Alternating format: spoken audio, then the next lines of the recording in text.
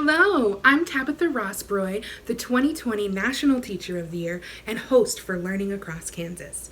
But today I'm here to present the award winners for the 2020 Smoky Hills PBS Young Writers and Illustrators Contest.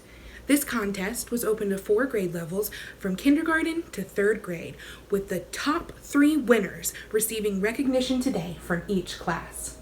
The judges had a hard time, but they were able to pick 3 winners from each class, and I'm excited to share their stories and awards with you today. We're going to start with our 3rd place kindergarten winner from Southwest Kansas.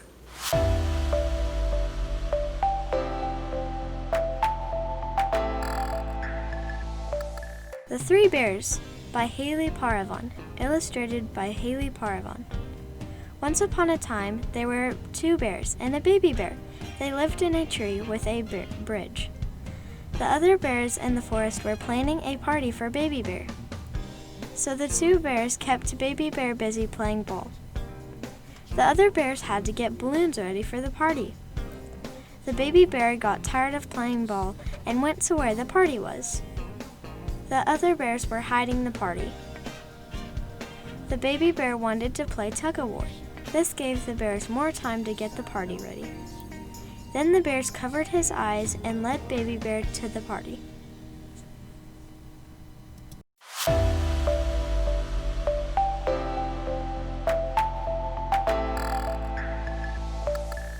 Eleanor the Old Girl. Written and illustrated by Matthias Miller. Photos taken by Matthias Miller. Dedication. To my daddy in heaven, I love you, Matthias. Once upon a time, there was an old lady named Eleanor. Eleanor was pretty kind of sad because her husband died. She was crying so bad until she wanted her favorite food. She was still crying until she went to the kitchen and cooked her favorite food. It was pasta. Then Eleanor said, "This is not my favorite food. I forgot, that was my husband's favorite food." Then she remembered her favorite food was sloppy joes. Eleanor said, "Yummy." Eleanor was feeling a little better. Next, she went to the living room and watched her favorite show. It was a Western.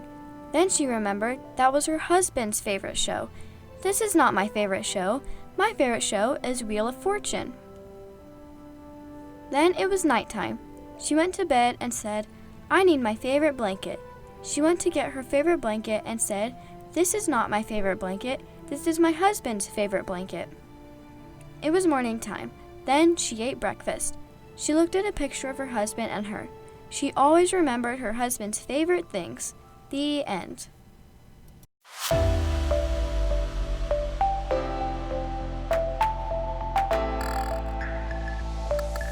The Unusual Pet by Felicity Hodgson. Once upon a time, there was a baby fairy named Faith. She couldn't fly very fast or high yet. One day, Faith was flying by the ocean, and she saw someone who looked like her but had a tail instead of fairy wings. "What is your name?" said Faith. "My name is Mia. What is your name?" "My name is Faith. I'm a fairy. What are you?" said Faith. "I am a mermaid. Let's be friends," said Mia.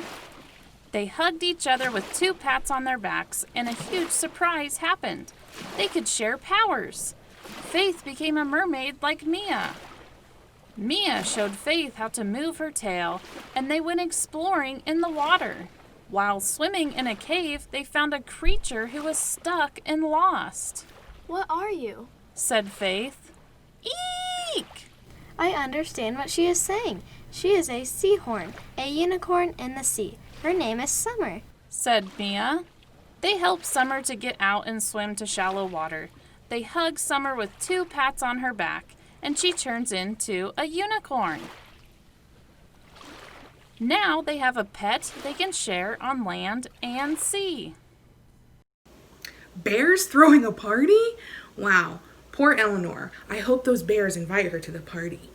And how about fairies or mermaids with their pet unicorns on land or in the water? What amazing imaginations our young writers and illustrators have. Next up, comes the first grade winners with multiple winners from the same town. Stay with us to see who the winners are.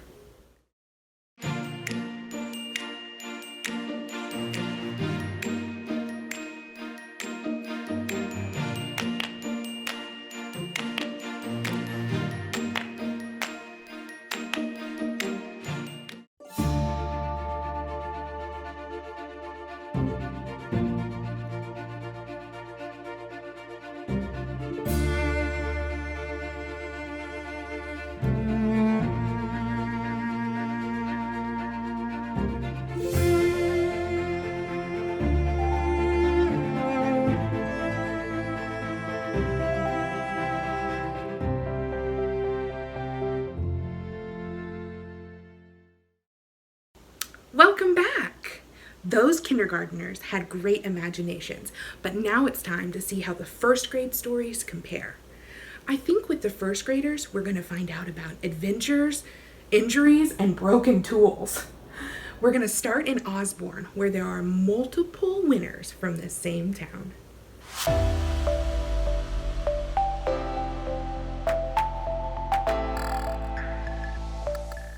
Adventures for Colin, written and illustrated by Tegan Taylor, Osborne, Kansas. There was a ship on the ocean with 108 men. They speak British. There was one man. His name was Colin. One day the ship crashed.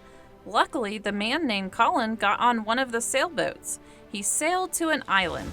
He was so tired, he fell straight asleep. The next day, he woke up. He was very hungry.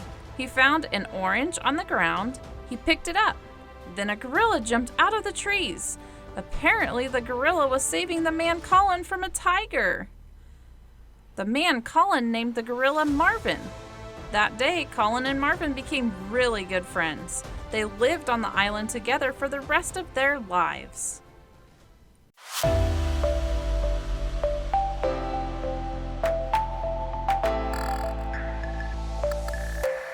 The Wild West, written and illustrated by Emmett Lauber. A long time ago, there was a man named Jake. Jake had a bull named Jacob. Jake would feed him and give him water. Jake was getting Jacob ready to go for the rodeo season. After a half a year, Jake and the bull started to go to rodeos. They went to 10 rodeos, and the next rodeo Jake went too. He was up against his bull Jacob. The bull bucked him off, and Jake broke his arm. After a couple weeks in the hospital, Jake's arm got fixed and he was feeling better, so he went back to go to the rodeo. But the rodeo season was over. He had to wait until next year. Jake and Jacob will be ready for next rodeo season when it comes.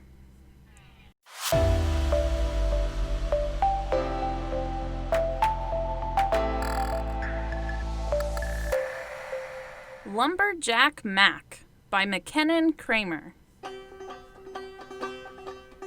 This is Lumberjack Mac. Mac has an axe. Mac builds houses for the animals every single day. One day, Mac's axe broke. He did not know what to do. He sees that the axe is cracked, so he fixes the axe. Now he is back to building houses for the animals. The end. I'm so happy that Lumberjack Mac was able to fix his axe so that he could continue to build homes for the animals. I wonder if he built the home of Jacob and Jake. Or maybe he built a home for Marvin since he saved Colin from that tiger. Maybe part 2 of the story will come out next year. Congratulations to McKinnon Kramer of Setanta for being the first place winner in the first grade category. We'll hear who the second grade winners are coming right up.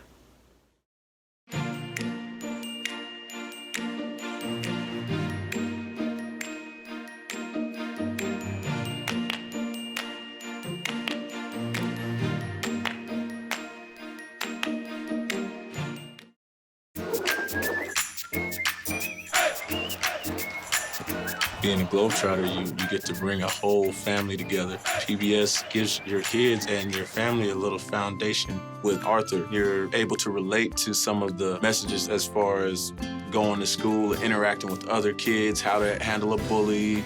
PBS is going to help your kids grow. I'd rather my kids get that experience from something that I trust, that I grew up on, like PBS. Welcome back. I'm Tabatha Rosproy, and we are announcing the winners of the 2020 Smoky Hills PBS Young Writers and Illustrators Contest. So far, the kindergarten winner was Felicity Hodgson from Montezuma, and the first grade winner was McKinnon Kramer from Setanta. Next up comes the second grade winners. I wonder if there will be someone from your town.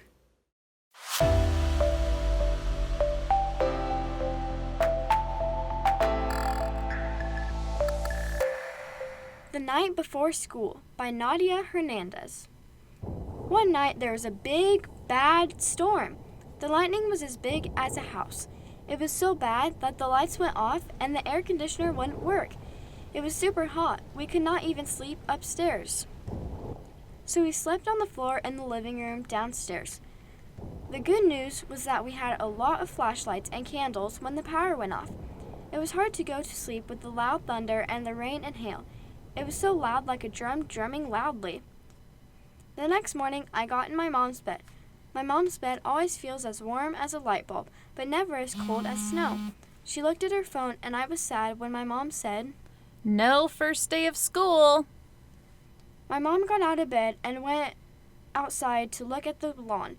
We found one dead squirrel and a squirrel that was suffering because a branch fell on it during the storm. I was sad for it, so my mom killed it to end the suffering. After the squirrel died, we sang a song and prayed. I was glad that the bad storm was over. It was sunny outside, and there was a mess. We were picking up sticks all day long. That night, I was so ready for second grade. I was sure that it would be fun, but I could not sleep. I did not want to be grumpy on the first day of school. I wanted to be happy on the first day of school. I tried to go to sleep, but it is boring waiting eagerly for second grade. Then I finally went to sleep.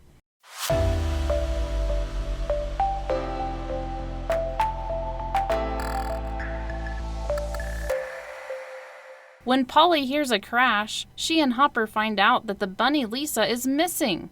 Will they find it, or will it be lost forever? Polly and Hopper, The Missing Painting by Faye Hodgson. For my parents who support me, love, Faye. My name is Polly. I'm a Cocker Spaniel who lives in the most beautiful museum I have ever seen. Sometimes I walk around the museum with my best friend, Hopper. People always see how cute we are as a pair, but we mean serious beeswax. My owner, Daisy, is the manager at the museum. Today I was laying on my bed, then I heard a crash. I wanted to investigate because I'm a detective. I went to get my friend Hopper. He's a really great jumper and helps me with my cases. When we got to where I heard the crash, I saw something wrong. One of our most important paintings was missing. The paint had a solid gold frame and was titled Bunny Lisa. It normally hung above a brown table. It was time to get our magnifying glasses. We had a case to solve, the case of the missing painting. That night, I went outside to find mysterious muddy footprints. I thought it was best to follow them. I followed them until they stopped at the welcome rug. "Dog Nabbit," I shouted. "Rabbit Nabbit," exclaimed Hopper. But then Hopper had a doggerific idea. We should look for paw prints. We headed back to where the painting was missing. Hopper and I got our magnifying glasses. "We're ready to find out who the bandit is," I said. "Hopper, can you bounce up to where the fingerprints would be on the table?" "Sure can." But when he checked, there was nothing. "Rabbit Nabbit again." Just then, he lost his balance and fell behind the table. The table bumped out from the wall. "Whoa," said Hopper. "You've got to see this." "Wow," I said. "It's the bunny Lisa. It must have fallen and made that big crash. No wonder there were no paw prints. But how will we put it back up?" "I have an idea," said Hopper. "Let's just scoot this table out more so Daisy is sure to notice." And guess what? The footprints were Daisy's. She found the painting and hung it back up. Another mystery solved.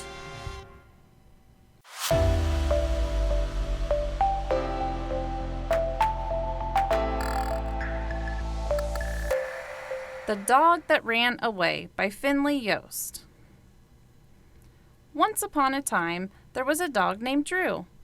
Drew was lonely, so he decided to run away to find someone to play with. He ran through the woods. When he was running, he met an owl named Lucy. They became good friends.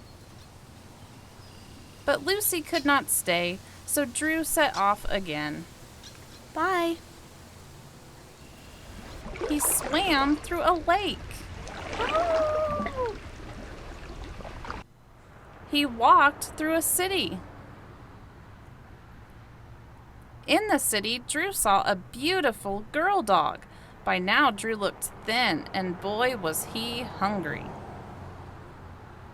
The girl told Drew her name was Sarah. Sarah showed Drew where to find food. Drew ate until he could eat no more. He asked Sarah to come with him back to his home. When they got halfway home, Sarah had 3 pups named Finley, Sawyer, and Sander. When they got to Drew's house, his owner was so happy to see Drew, Sarah, and the baby pups, and they all lived happily ever after. The end. Whew. I am glad that Drew was able to make it back home with Sarah and all those puppies. I was worried they would have to live in the city. And how about Polly and Hopper finding that painting? Do you think it was the storm that blew it down? I'm just glad that they found it so everyone can enjoy it in the museum. Now all we have left is our 3rd grade winners, and those are coming up next.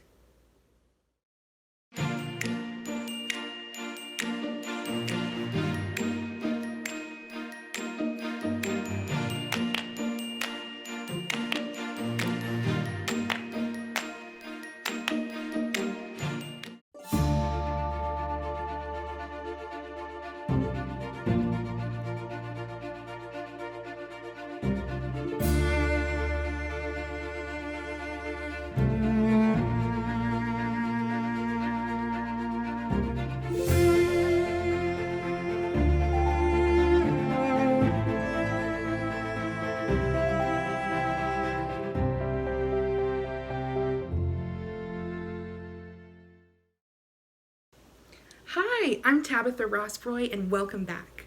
We have heard some great stories and seen some outstanding illustrations from the kindergarten through 2nd grade winners. I know if you're like me, you can't wait to hear who the 3rd grade winners are. But the cool thing is, we don't have to wait. Here are the 3rd grade winners.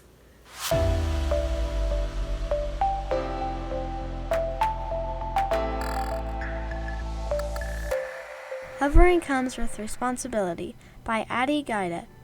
One night, I asked my mom if I could have a hoverboard, but she said I'm not responsible and I would have to convince her to buy me one. So the next day, I asked her if I could help her do some of the daily chores like dishes, vacuum, and clean my room, and feed the animals, and she said yes. I spent the weekend cleaning and asking my mom for a hoverboard again. She said, "You should clean for one more weekend. One weekend doesn't show me you're responsible." The next day after school, when I got home, I asked my mom again, and she finally said yes. Later that day, I got onto Amazon and got a pastel hoverboard. I was very excited when it arrived 3 days later. I asked my mom if my cousins could come over and play with me, and she said, "They can come over as long as you promise to share the hoverboard with them." I said I promise.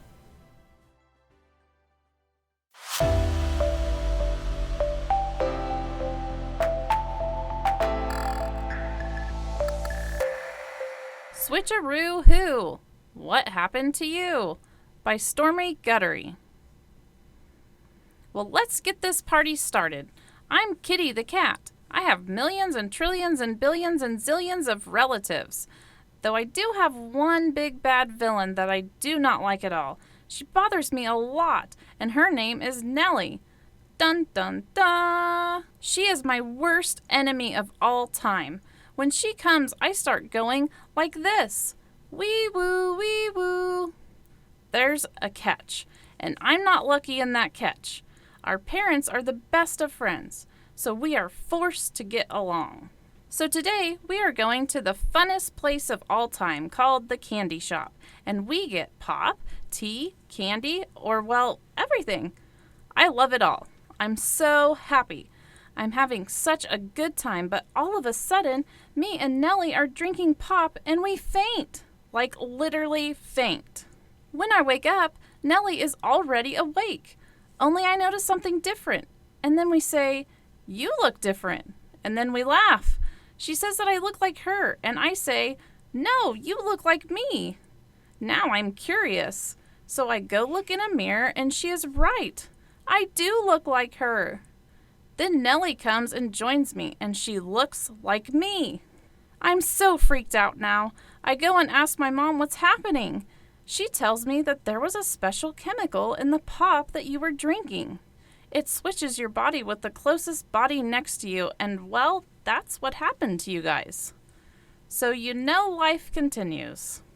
So we do have to go to school, and that's confusing. They called me Nellie and called Nellie Kitty. That day I did a lot of correcting, and my whole life all I've done is correct people. When Nellie and I switched bodies, we realized we weren't too different, so we decided to become friends. The end.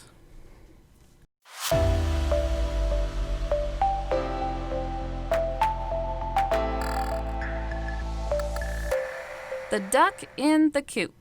Written and illustrated by Malachi Miller. Dedication to my Grandma Patty, my namesake, who always helps me with my ducks and chickens. I love you. Malachi Patrick Miller. Once there was a duck named Nibbles, and he was in a chicken coop. All his life he thought he was a chicken. He couldn't understand why every single chicken didn't want to be near him. One day, Nibbles had the courage to ask why the chickens didn't want to play with him. Tickles, the head chicken, said, "Because you are not one of us." Nibbles was shocked by what Tickles said. He was going to prove Tickles wrong. At nighttime, when every chicken was sleeping, except for Nibbles, a coyote burst into the chicken coop. Nibbles had to warn them. He gave out his best cluck, but all that came out was quack, quack, quack. All the chickens woke up, saw the coyote, and began pecking at him. The coyote wanted to fight back, but there were too many chickens peeking at him, and at last the coyote dashed away. "You saved our lives," said Tickles to Nibbles. "We are eternally grateful. We promise to play with you whenever you want. We would love for you to be a chicken." "Thanks," Nibbles replied, "but I think I should be who I really am, a duck." From that day on, the chickens learned to show their kindness more, and even though they were different, they still loved each other and promised to be friends forever. Wow, how about that? Nibbles stood up to the coyotes to protect the chickens who had previously not been very nice to him. But in the end, he earned their respect and stayed true to himself. Then Adie learned that through responsibility and perseverance, she could work towards something she really wanted, and in the end did the right thing and shared with her cousins. Then Kitty and Nellie disliked each other so much, but after they switched bodies, they realized they had more in common than they thought. We want to congratulate all of the winners and thank our judges, who represent many different labor fields, from a teacher to school secretaries, librarian, oil field, police officers. They had a hard job, but they did it really well. We hope that all of you put your thinking caps on and are getting ready for our 2021 contest. Details and rules will be out later this year about that. I'm Tabatha Rosproy for the 2020 Smoky Hills PBS Young Writers and Illustrators Contest. I'll see you next time.